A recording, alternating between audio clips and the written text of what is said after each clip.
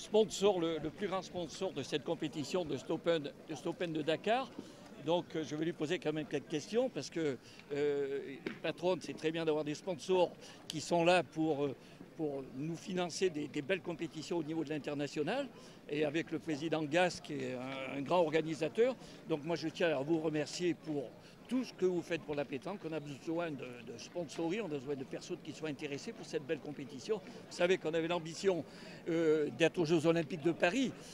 Malheureusement, les problèmes de lobbying, des choses comme ça, peut-être ont fait qu'on n'y sera pas. Mais on espère avec le président Azema International de ce jour-là d'être peut-être en démonstration pour les années à venir, peut-être de rentrer aux Jeux Olympiques. Je crois que la pétanque a sa place.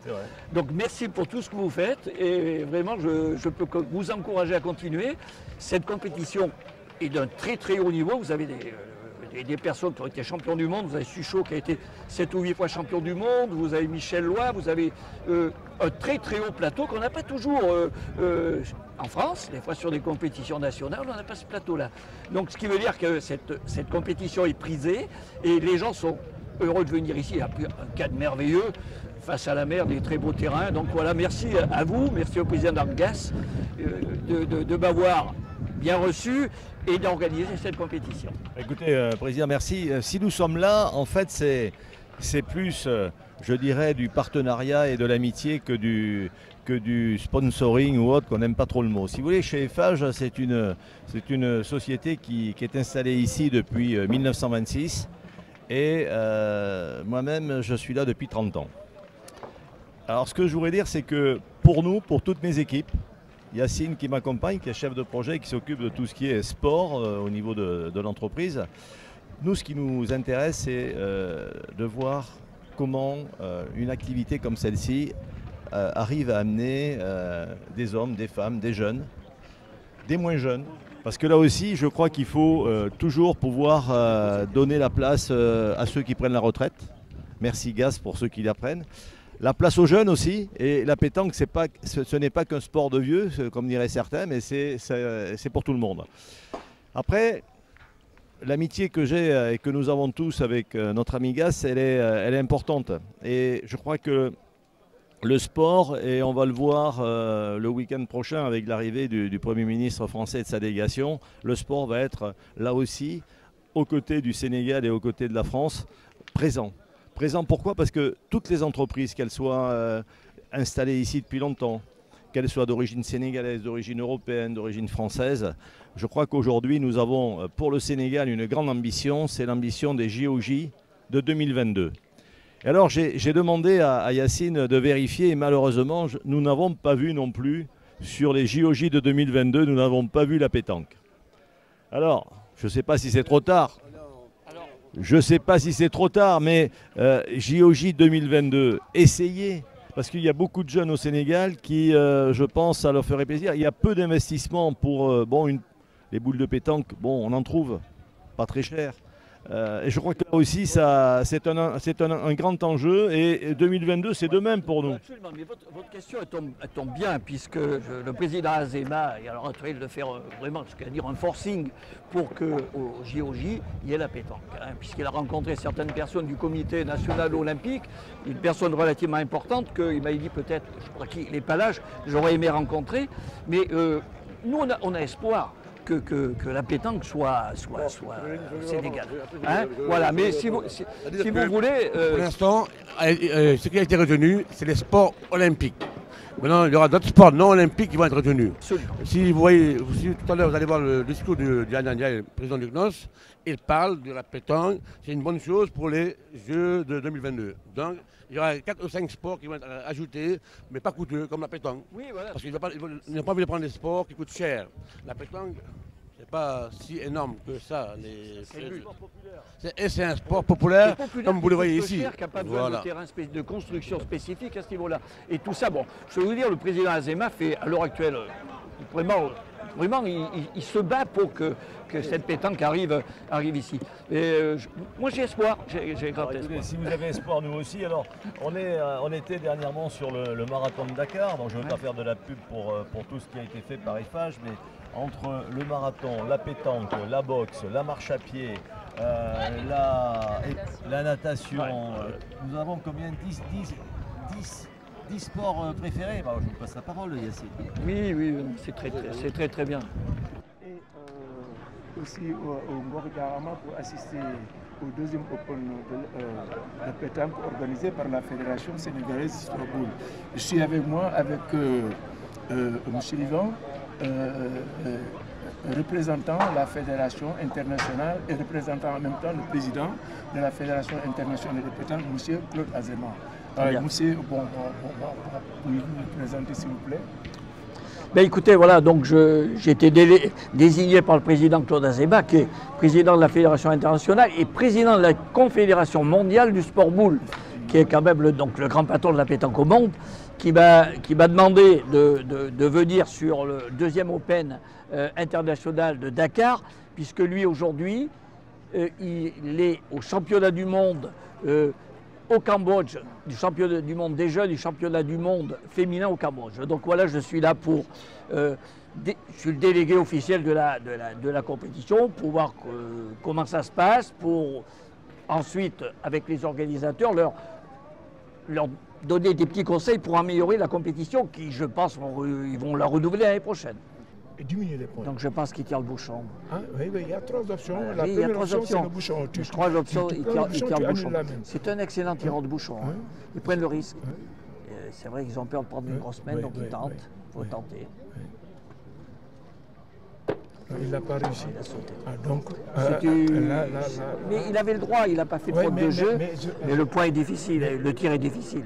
Et puis, moi je pense qu'il ne s'est pas très bien concentré. Il s'est un peu précipité. C'est possible. Voilà, parce que ces gens-là, il faut prendre son temps et donner tous les atouts de son côté pour réussir ce tir-là. Voilà, il a bien repris, voilà. Il a repris, mais... Ils sont grosses difficultés. Non, plus que grosses difficultés, parce que là, 4 boules en main, donc, avec des tireurs de ce talent, là, ça pardonne pas. Voyez-vous qui regardez Non, ça pardonne pas, ça pardonne pas. Oui, ça pardonne pas. Ça pardonne pas. C'est au moins 4 points. Ils vont faire 4 points faciles. Je pense que possibilité de faire 4 points facile pour l'équipe du champion du monde tête-à-tête, qui risque de mener le score à 10 et s'approcher de la fin de partie. Oui, ce sera une bonne longueur d'avance sur l'adversaire et voilà, ça va faire souffler. On assiste quand même depuis le début à une petite domination de l'équipe Molinas. Hein. Effectivement. Donc ça, on ne peut pas le nier. Hein. Oui. Ils font meilleur. Oui, effectivement. Et l'équipe, on dirait qu'ils sont plus calmes, ils sont plus sereins, voilà, et on voit le résultat. Et on va voir aussi la suite avec la réaction de l'équipe. Vous savez, on a vu tellement dans la pétanque des retournements de situation. Oui. Les équipes menées. Il a perdu. C'est ça, c'est un relâchement. Ça, des fois, c'est... Mais là, il va tirer pour faire entrer le point en espérant faire un carreau parce qu'il a de la place pour rester. Je pense qu'il va tirer. Voilà. Il va tirer pour 3 en espérant faire un carreau, 4 au carreau, et il a de la place pour rester. Il faut pas un carreau net. Et cette boule-là, je ne sais pas. Elle est peut-être... c'est difficile à voir. Non, mais il prend l'option du tir, ce qui est tout à fait normal. 4 ou 5. C'est logique. Voilà. Puis vous savez, on n'est pas champion du monde tête-à-tête si on ne sait pas tirer au bout. C'est un excellent joueur. C'est 5 points. Donc je pense que c'est 5 points. Oui, 5 points. C'est très... Alors on va voir, je crois que c'est 5 points. On va avoir confirmation au tableau d'affichage. C'est que 5 points. Bien sûr, c'est 5 points. 11-3. L'équipe... il y a une grosse difficulté. Mais à l'heure actuelle, je crois que c'est mérité. L'équipe en face, c'est au-dessus. Alors cette première mène qu'ils ont marquée, peut avoir perturbé cette partie-là. Ils ont du mal à s'en remettre. Oui, vous savez, la pétanque, tu sais, les premières mènes sont tellement importantes et pratiquement, c'est ces premières mènes qui dirigent pratiquement la partie. Et avec cet avantage de nous avons un bouchon qui est 8 mètres à peu près. Oui, 8 mètres à peu près. Et maintenant, ils vont jouer relax. Relax, parce qu'il y a une avance de 8 points Et voilà, il commence à Non, dérouler parce que... c'est une boule correcte. Oui, bien joué. Et vous savez, au début, il n'était pas sûr de ce qu'il fallait. Il assurait les boules devant. Maintenant, il commence à Il lever les envoie, boules. il est lâche. Il joue à Oui, il l'aise. est détendu. Voilà, il joue à Facilement, l'aise. donc Voilà. il joue sans pression. Voilà. Mais vous voyez, tout à l'heure, sur une boule comme ça, Ah, ils ont changé d'option, donc ils sont perturbés, ils pointent. Sûrement. Ouais. Merci, président. Donc vous êtes à... Ah, c'est mal joué. Ah non, là, je pense qu'il y a un mauvais passage pour l'équipe. Je crois que oui. s'il ne reprend pas le point là, il y aura déjà un tir au bouchon tout de suite. C'est sûr, parce que là, bon, voilà, oui. il faut reprendre la main. S'il ne reprend pas le point tout de suite, oui. Je pense que... Non, c'est va tenter le bouchon. Ouais. C'est une... Ils savent très bien qu'en face, il y a des tireurs. Ah, oui. Et donc voilà. Ah, voilà. Et il a encore repère, lui. Voilà, alors, je me pose des questions. Oui. Je me pose des questions. Non, mais il peut. Il réfléchit. Mais... Il y a 2 boules pour le bouchon après. Bon, là, il peut taper à la boule. Là, ils ont 3 boules, s'ils tirent tout de suite. Oui, moi, je tirerai tout de suite. Tout de suite au bouchon. Voilà, au bouchon tout de suite. Mais ils se posent la question, ils sont en train de réfléchir. Moi, l'option, c'est la boule. Moi, je tape la boule et voir ce que je vais faire. Et après, il y a 2 boules pour tirer le bouchon. Voilà, et on va les laisser faire. Oui, c'est une option aussi. On peut reprendre cette main-là avec le tir, parce qu'on tire bien, parce que la distance, elle est quand même pas courte, et puis bon, c'est pas... Non, mais je crois qu'il tire le bouchon d'entrée. Non, c'est la boule. Non, c'est la boule, oui. Moi, je vois la boule. Oui, c'est la boule. Ah, voilà, maintenant, donc maintenant, c'est le bouchon, c'est fini. Hein. Oui. Boule bleue. Ouais. Ouais. Ça, c'est le bouchon. Là, il n'y a pas de solution. Bon, vous savez, Farah, le bouchon, bon, il en fait pratiquement. C'est un jeu pour lui. Oui. Je sais, sur un terrain, là, il est difficile à tirer. Mais c'est un jeu quand même qui peut faire perdre. Oui, bien sûr. Voilà. Il a la capacité de tirer le bouchon. Absolument. Effectivement. Mais il n'a pas droit à l'erreur. Il a droit. Quand on est mené comme ça, qu'on a raté cette... des fois. À bonne pour la suite. Oui, on n'a plus cette même maîtrise là qu'on avait au début. Bon, là, mais il faut quand même être fort pour se reprendre. C'est tout. Ah, oui. Là, il est bien concentré pour le bouchon.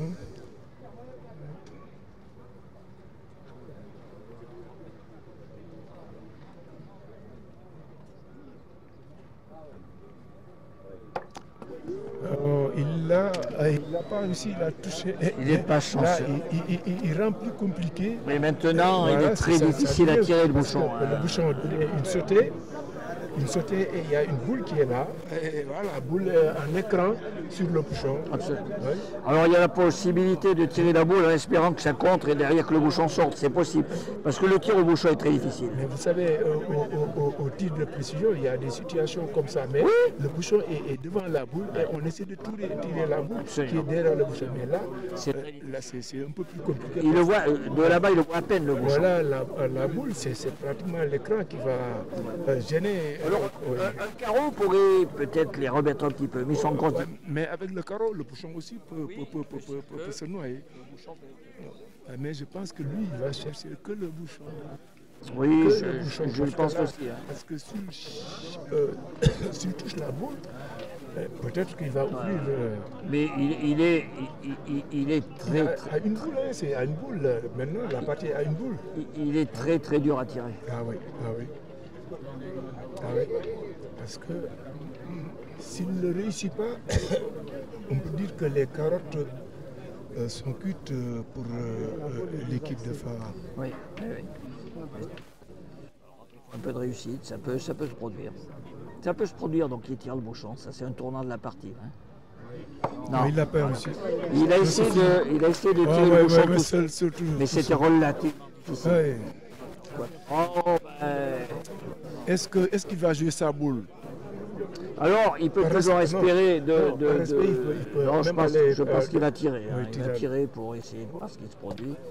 Donc, Ils vont se donner la main, il ne faut Voilà, pas mais jouer les c'est boules. Oui, c'est fini. Oui. la dernière boule, il y a un esprit sportif qui va. Oui, Alors, vous avez annoncé une partie relativement peut-être serrée, mais on s'est trompé. C'est une partie de boule, on ne sait jamais ce qui va se passer. Effectivement, et là on s'est effectivement trompé parce que c'était une équipe à niveau égal, mais l'équipe qui J'espère que les téléspectateurs ont quand même assisté à 3 jours de pétanque exceptionnels. effectivement. Voilà. Cette deuxième compétition du tournoi international de Dakar, comment est-ce que vous trouvez donc le niveau donc, de la compétition? Il faut que j'avoue que ce que fait le président de la Fédération du Sénégal, M. Azzedine Gass, est vraiment impressionnant. C'est une compétition qui demande beaucoup d'efforts, beaucoup de possibilités matérielles, et il est toujours dans l'action. Il nous a toujours surpris par ce qu'il fait pour promouvoir la pétanque, aussi bien au Sénégal qu'ailleurs en Afrique. Et dans ce contexte, je veux lui rendre aujourd'hui un hommage particulier. Nous sommes avec le président, le secrétaire général de la Fédération mauritanienne des Jeux de boules. Président, comment aujourd'hui vous trouvez donc ce tournoi qui regroupe une trentaine de joueurs ici à Dakar? Nous sommes toujours à Dakar, à la deuxième édition de l'Open international de Dakar. Nous sommes très heureux d'être présents. La participation mauritanienne a été toujours un peu plus, parce que l'année passée nous étions à 20 triplettes. Cette année nous avons enregistré 23. L'année prochaine nous comptons enregistrer encore beaucoup plus. Ceci dans le cadre des échanges sportifs entre la Fédération sénégalaise de sport boule, avec à sa tête le vaillant, le courageux M. Gass Azzedine, et l'échange avec la Mauritanie. Donc nous faisons tout le long de l'année, nous assistons à tous les concours organisés par les clubs sénégalais. Donc il est tout à fait normal que nous nous trouvons ici à cet Open qui, franchement, il faut le dire, n'a rien à envier à toutes les organisations, que ce soit au niveau de la Coupe du Monde ni la Coupe d'Afrique. Cet Open, avec la participation, la diversité, je pense avoir compté ici plus de 14 nations, et l'organisation vraiment extraordinaire, l'effort surhumain du président lui-même, de son staff, de son équipe, de ses bénévoles, de ses sponsors, vraiment nous ont fait vivre 3 jours de compétition de très haut niveau, et bien sûr au niveau de la terre, du pays et du peuple de la Teranga, qui n'est pas tout à fait étranger à nous autres Mauritaniens. Donc mon sentiment, je suis très fier, je suis très heureux, et en notre qualité de premier vice-président de la Confédération africaine de pétanque, nous remercions au nom de tous les Africains la Fédération sénégalaise de sport boule, les autorités sénégalaises, les participants, les bénévoles, la presse et tout. On est vraiment choyés. On va dire que c'est assez compliqué de s'adapter aux jeux africains, voilà, mais c'est vrai que c'est assez spécial, et j'ai adoré le public, j'ai adoré aussi les terrains, le cadre qui est magnifique au bord de l'océan Atlantique, et l'hôtel qui est juste à côté. Franchement, l'organisation et le cadre, c'est le top. C'était donc 3 jours de compétition et qui se bouclent aujourd'hui. Comment est-ce que vous trouvez donc, s'il s'agit donc de tirer un bilan, quel bilan vous tirez-vous aujourd'hui? Que je reviendrai l'année prochaine, parce que c'est juste magnifique. C'est juste magnifique. Donc, qui continue comme ça. Et au niveau du bilan, je suis fier d'avoir gagné ce concours parce qu'il n'y en a pas 2 dans le monde. Il n'y en a qu'un. C'est Dakar. Okay. Vos perspectives après ce tournoi? On sait que bon, même si cette année il n'y a pas de Coupe du Monde, c'était 2018 au niveau du Canada. Justement, le championnat du monde 2020 se déroulera à Lausanne en Suisse, donc chez moi. Voilà. Ça sera donc chez vous chez et nous. ça sera donc pour garder votre titre. Oui, ça sera pas pour garder mon titre parce que moi je l'ai en single, donc en tête-à-tête. Là, ça sera le triplette, comme au Canada. Donc ça va se répéter mais à Lausanne, à Genève. Et on va accueillir nos amis sénégalais. Donc je pense Farah sera présent avec son équipe. Et que le meilleur gagne quoi. Finale, voilà, qui a perdu la finale devant cette équipe, cette triplette Molinas-Maeski. Aujourd'hui vous avez perdu donc la finale. Voilà. Qu'est-ce qui s'est passé réellement? Ce qui s'est passé parce qu'on n'a pas profité le début des premières mains. On avait les premières mains, on n'a pas pu profiter. Et puis on jouait contre une très grosse équipe, championne du monde, on peut dire. Et puis c'est un peu compliqué de les laisser des avantages. C'est pas évident. Et puis eux, ils ont profité de leur avantage et puis ils ont profité sur ça et puis voilà, ils ont fait le paquet et ils ont gagné. Je peux dire. Et ils ont pas mal joué. C'est une grosse partie de boule et puis voilà, tu peux rien faire. Qu'est-ce qui n'a pas marché exactement? Ce qui n'a pas marché parce qu'au début de main, on a bien joué, mais c'est le pointeur qui n'a pas su. Après, on peut dire le pointeur qui n'a pas su, ça arrive, c'est des choses qui arrivent. Qui rate des boules importantes, mais c'est des choses qui arrivent, voilà. On a joué tout le long, pendant 3 jours de jeu, on est là, on joue, c'est compliqué, 3 jours, le soleil et tout. On est là, c'est pas mal, c'est un bon résultat d'être perdant en finale. Marcel Bio pour le vice-champion avec nos magnifiques hôtesses qui vont offrir les trophées. Voilà notre vice-champion sous les couleurs de la Côte d'Ivoire avec Chadia Hazard, donc le Liban, qui va remettre le trophée à Marcel Bio. Vous pouvez le saluer, vice-champion du tir de précision. Voilà, finaliste du tir de précision, donc vice-champion du monde également 2018 avec l'équipe marocaine. Et puis vous allez saluer également notre porte-drapeau officiel du Sénégal. Il est là. Il fait tous les événements et notre porte-drapeau officiel. Pape Diop et Baska, les finalistes, ils sont là, finalistes de la Coupe des Nations. Allez, nos 3 hôtesses, Oumou, Maguette et Astouawa. On salue une nouvelle fois les vice-champions de cette Coupe des Nations. Albouri, Endo, Pape Diop et Baska sous les couleurs de Mermoz Pétanque. Et après, nous accueillerons les demi-finalistes de l'Open. À Burkina Faso, commencez à descendre. Voilà. Un joli parcours avec un très très beau niveau de jeu. Félicitations à vous, messieurs. Voilà donc la première équipe demi-finaliste de cette Open internationale sous les couleurs du Burkina Faso. Nous avons le plaisir d'accueillir M. Alioune Ndoye, Monsieur le ministre de la Pêche et maire de Dakar Plateau. Bienvenue, Monsieur le ministre, pour les remises des récompenses de ce 2e Open international à pétanque de Dakar. Alors on sait bien évidemment que vous avez un week-end qui est extrêmement chargé avec cette rencontre franco-sénégalaise au niveau de la politique et des États. Voilà, Monsieur le ministre qui va remettre le trophée au vainqueur. Il est champion du monde tête-à-tête, Mikey Molinas avec son papa Mamour Molinas et Frédéric Bauer. Des mains de Monsieur Alioune Ndoye. Ils ont fini parce que Brahim vient d'arriver avec son fils. Il faut qu'on fasse une photo avec lui. Oui. C'est gentil.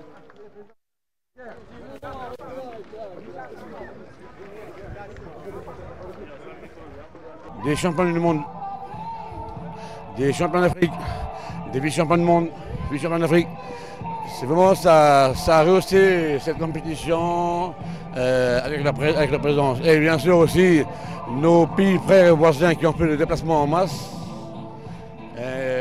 d'Afrique, même de l'île Maurice, du Liban, de Madagascar, de la France. Je tiens vraiment à les remercier et j'espère que l'année prochaine,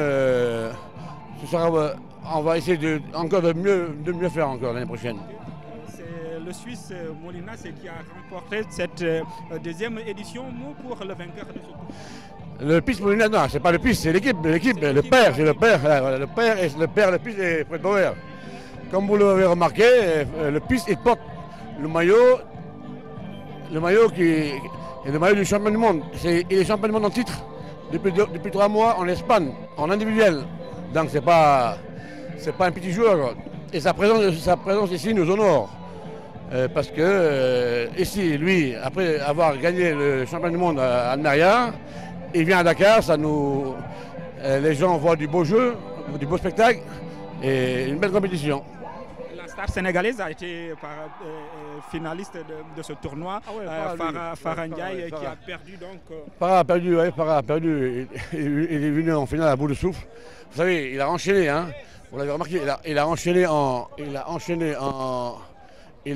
en demi-finale de tir, après au tir, après il enchaîne après le. C'est fatigant, hein.